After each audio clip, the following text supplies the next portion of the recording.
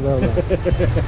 Итак, мы решили покорить все-таки этот подводный коралл Риксоса. Ну вот, гляньте, сразу пирамиды возле Риксоса специально построили. Две небольших.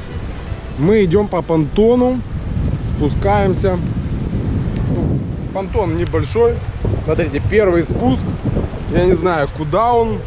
В никуда. Нацелен, да. Странный спуск. To the hell. Реально тут негде плавать.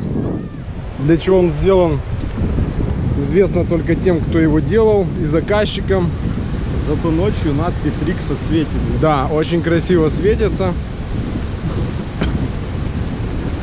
Я думаю, мы еще снимем. Рыба. Так, а ну посмотрим. Вот Сколько рыбы. Да, рыба-хирург, она любитель здесь поплавать на мелководье, поохотиться.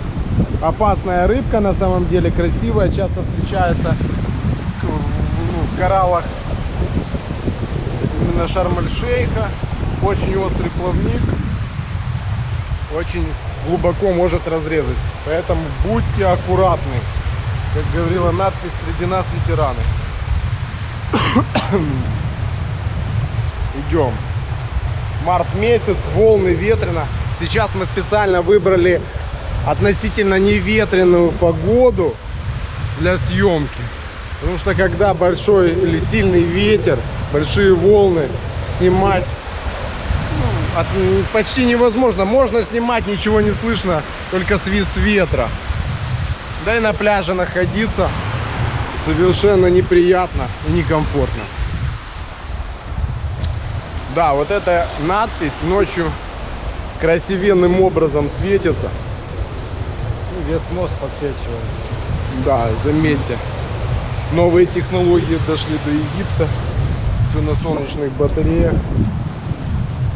Красиво, одним словом красиво. Есть чем сравнить, рядом отели.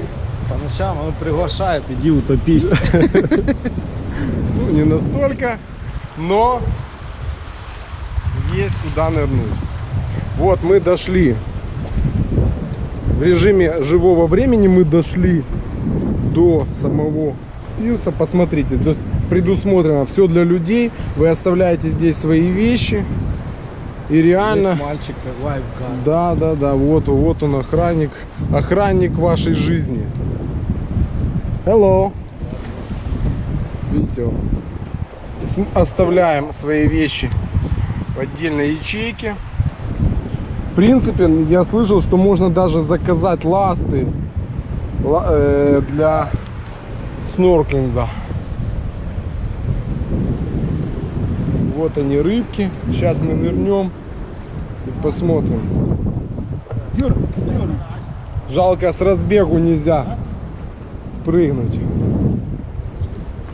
Бортики мешают.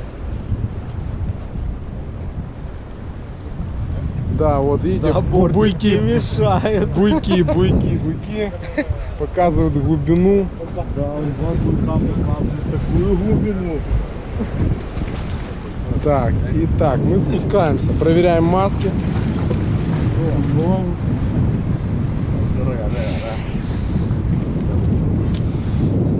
Проверили. Задул баллон. Спускаемся. Задул. Болванский.